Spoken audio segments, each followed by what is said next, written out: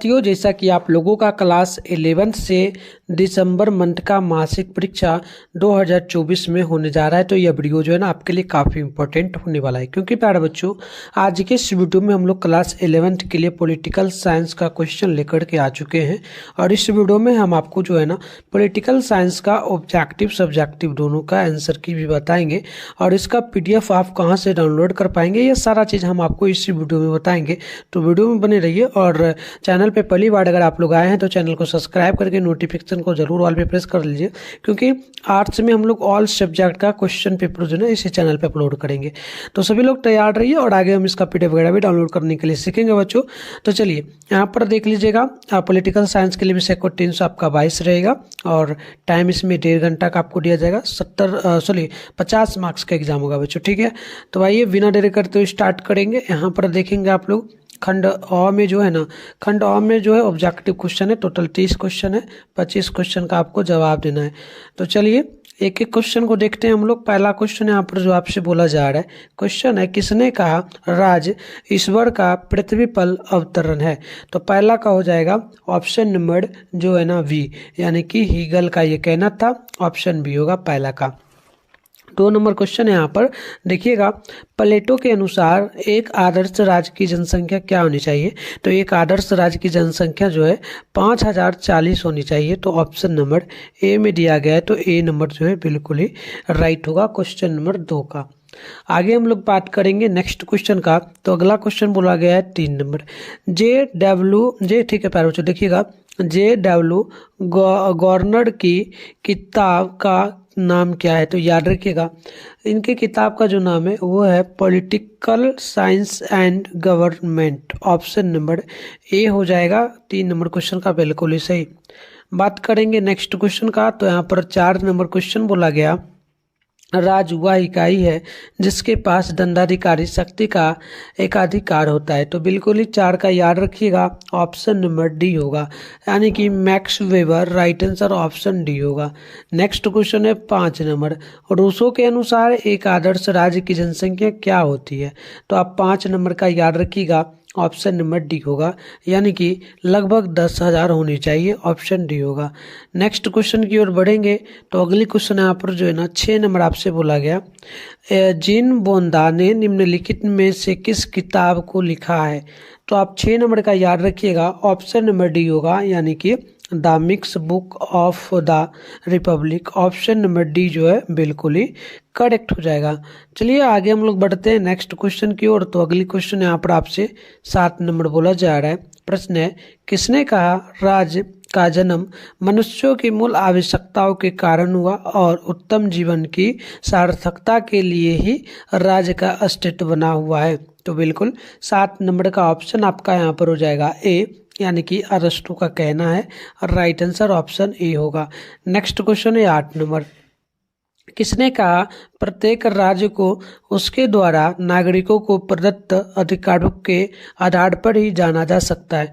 तो ये जो कहना था, ये कहना था लॉस्की का। राइट आंसर जो है डी हो जाएगा, बिल्कुल ही राइट। चलिए नेक्स्ट क्वेश्चन को हम लोग देखेंगे। तो यहाँ पर 9 नंबर आपसे बोला जा रहा है। क्वेश्चन बोला, लेवियाथान नामक पुस्तक के रचयिता कौन थे। तो आप याद रखिएगा 9 नंबर का ऑप्शन आपका बी नंबर होगा, यानी कि आपका हॉब्स होगा बच्चों। याद रखना बी नंबर जो है बिल्कुल ही राइट हो जाएगा। नेक्स्ट क्वेश्चन है 10 नंबर, किसने द रिपब्लिक नामक पुस्तक लिखी। तो 10 नंबर का ऑप्शन हो जाएगा सी, यानी कि प्लेटो। राइट आंसर सी हो जाएगा। नेक्स्ट क्वेश्चन है आपका 11 नंबर, निम्नलिखित में से क्या राज्य का तत्व नहीं है। तो राज्य का तत्व जो नहीं होगा ये आपका संप्रभुता नहीं होता है। राइट आंसर क्या होगा, डी नंबर करेक्ट होगा। बात करते हैं 12 नंबर का। तो 12 नंबर क्वेश्चन आपसे यहाँ पर जो बोला जा रहा है, क्वेश्चन क्या बोला, किस तत्व के अभाव में राजस्थान को राज्य नहीं कहा जा सकता है। तो बिल्कुल 12 नंबर का ध्यान रखिएगा प्यारे बच्चों, प्रदेश तो वो है ही, वहाँ सरकार भी है, जनसंख्या संप्रभुता, ठीक है, संप्रभुता यानी कि जो ना सोबर, जनसंख्या भी लगभग है। हाँ, जनसंख्या कम है वहाँ पर प्यारे बच्चों, इस कारण से नहीं कहा जा सकता है, ठीक है, ध्यान रखना आप लोग, है ना। आगे बढ़ते हैं। नेक्स्ट क्वेश्चन है आपका यहाँ पर 13। संप्रभुता नागरिकों और प्रजानों के ऊपर राज्य की वह सर्वोच्च शक्ति है जिस पर कानून का कोई अंकुश ना हो। किसने कहा था? तो देखो 13 का जो ऑप्शन होगा प्यारे बच्चों, ये आप लोग ही कमेंट बॉक्स में इसका जवाब देना। शायद ये आपका जो है ना ये आपका हो जाएगा डिगी वेट, ये मेरे को याद नहीं, आप लोग बताना इसका। चलो 14 नंबर को देखते हैं। जॉन ऑस्टिन की पुस्तक का क्या नाम है? तो जॉन ऑस्टिन की पुस्तक का नाम है विधान शास्त्र पर व्याख्यान। ऑप्शन नंबर डी बिल्कुल करेक्ट होगा। नेक्स्ट क्वेश्चन है 15 नंबर। राज्य के सामाजिक समझौते के सिद्धांत के समर्थक निम्नलिखित में से कौन थे? तो देखो बच्चों 15 का हो जाएगा ऑप्शन डी, यानी कि इनमें से कोई नहीं। ठीक है, ऑप्शन डी होगा। चलिए बात करते हैं नेक्स्ट क्वेश्चन का। तो यहाँ पर जो है 16 नंबर आपसे बोला गया क्वेश्चन है, किसने सामान्य इच्छा का सिद्धांत को प्रतिपादित किया? तो 16 नंबर का जो है सी नंबर होगा, याद रखना, रूसो। राइट आंसर बच्चों सी नंबर आप लोग याद रखना। 17 नंबर है, किसने राज्य के दैविक उत्पत्ति के सिद्धांत का समर्थन किया? तो आप याद रखिएगा 17 नंबर का ऑप्शन हो जाएगा ए, यानी कि राजा जेम्स प्रथम। राइट आंसर ऑप्शन ए होगा। बात करते हैं 18 नंबर का। तो बोला आपसे गया किनके मतानुसार राज मानव का वृहत रूप है? तो बिल्कुल 18 का ऑप्शन नंबर सी होगा, याद रखिएगा, रूसो।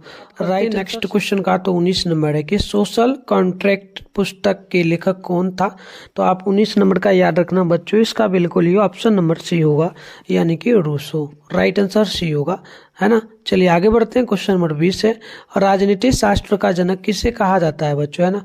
तो 20 नंबर का ऑप्शन हो जाएगा आपका ए नंबर, याद रखना, अरस्तु को कहा जाता है। नेक्स्ट क्वेश्चन है 21 नंबर, समाजवादी घोषणा पत्र नामक पुस्तक किसने लिखा?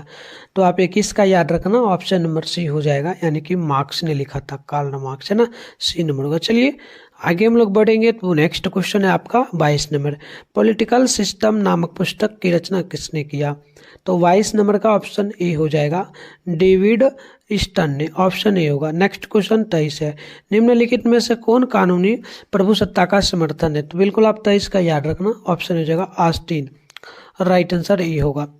आगे बात करते हैं नेक्स्ट क्वेश्चन का। तो यहाँ पर जो ना 24 है, निम्नलिखित में से किसने लोकप्रिय प्रभुसत्ता का प्रचार किया? तो बिल्कुल आप 24 का याद रखिएगा, ऑप्शन नंबर डी हो जाएगा, ऑप्शन है। ठीक है, चलिए नेक्स्ट क्वेश्चन 25 है, निम्नलिखित में से कौन सा तत्व राज्य को अन्य समुदायों से अलग करता है? तो बिल्कुल आप याद रखिएगा 25 है ना, इसका राइट आंसर बी होगा, यानी कि प्रभुसत्ता, और राइट आंसर बी होगा। बात करते हैं नेक्स्ट क्वेश्चन का। तो अगला क्वेश्चन है आपका 26 नंबर, प्रभुसत्ता राज्य की सर्वोच्च इच्छा होती है, यह किनका कहना था? तो याद रखिएगा ये जो कहना था ये आप लोग ही कमेंट बॉक्स में हो सके तो जवाब देना। ठीक है, जो भी क्वेश्चन छोड़ दें उसको छोड़ देना, क्योंकि 25 क्वेश्चन तो आपको बनाना भी है। चलो बात करते हैं 27 नंबर का। क्वेश्चन क्या बोला, प्रभुसत्ता के मूलवादी सिद्धांत का समर्थक कौन था? तो बिल्कुल 27 का ऑप्शन डी होगा, याद रखना आप लोग, ये था लॉस्की। राइट आंसर डी होगा। क्वेश्चन नंबर 28, पॉलिटिक्स नामक पुस्तक किसने लिखी? तो 28 का ऑप्शन नंबर बी होगा, याद रखना आप लोग, ये हो जाएगा अरस्तु। राइट आंसर क्या हो जाएगा, बी हो जाएगा। बात करते हैं क्वेश्चन नंबर 29 का। तो देखो क्वेश्चन बोला गया, राजनीति शास्त्र में व्यवहारवाद का जनक किसे कहा जाता है? तो बिल्कुल 29 का ऑप्शन हो जाएगा चार्ल्स मेरिलियम को ऑप्शन ए होगा।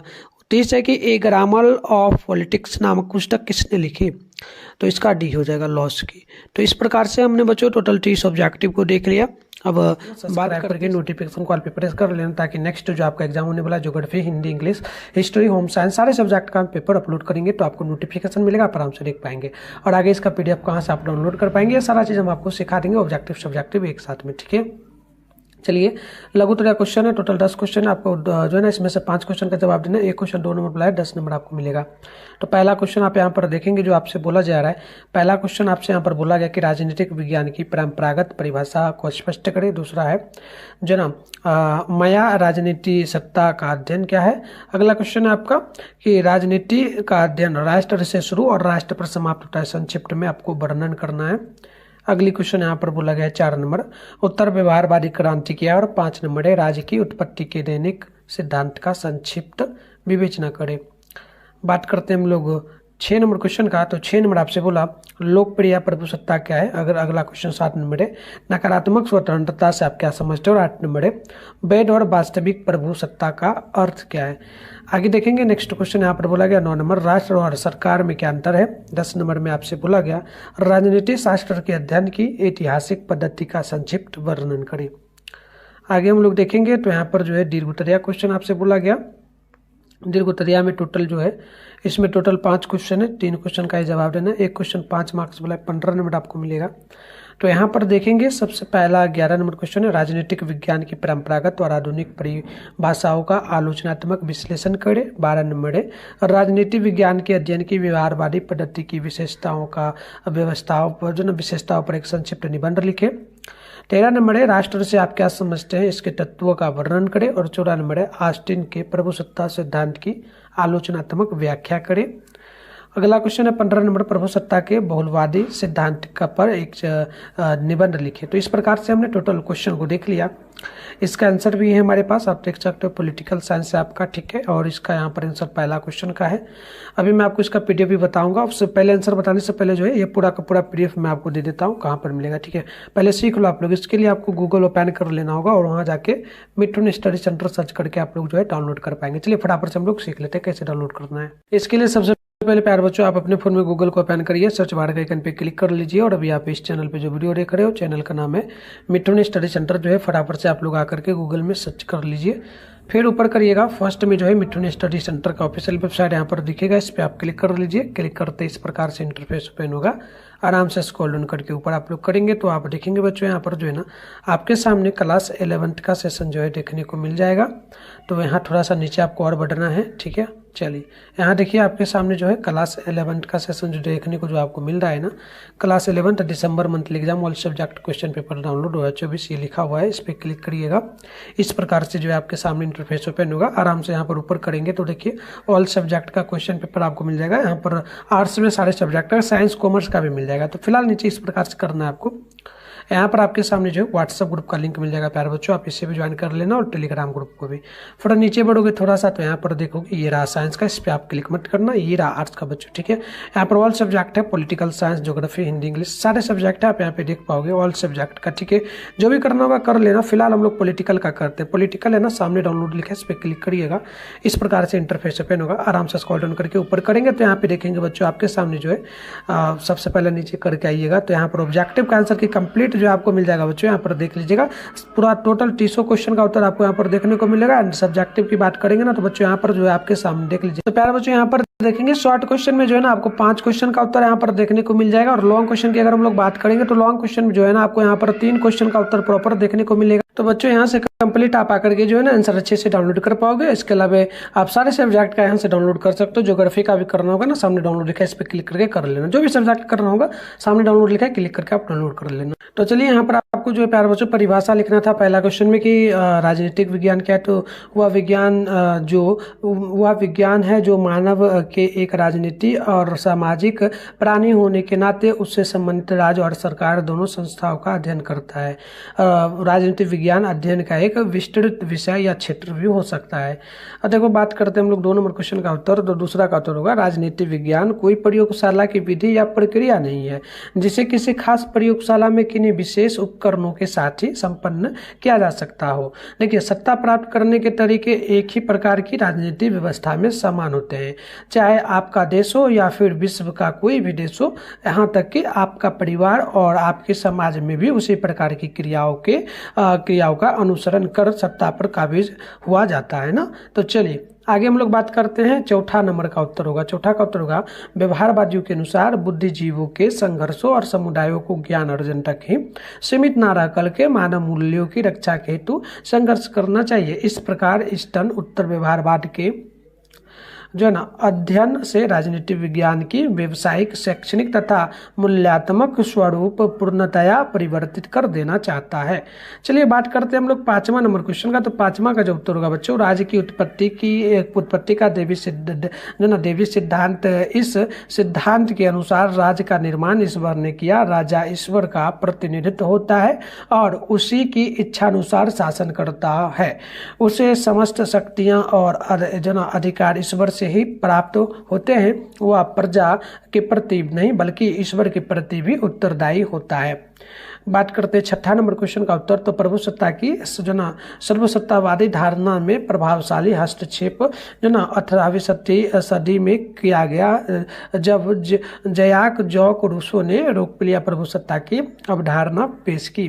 रूसो ने राजाशाही की हुकूमत को खारिज करते हुए अपनी रचना सोशल कॉन्ट्रैक्ट में लिखा, मनुष्य स्वतंत्र पैदा होता है पर हर जगह वह जंजीरों में जकड़ा हुआ रहता है। तो चलिए शॉर्ट क्वेश्चन कंप्लीट हुआ हमारा। अब बच्चा लॉन्ग में हम लोग 12 का उत्तर दे रहे हैं।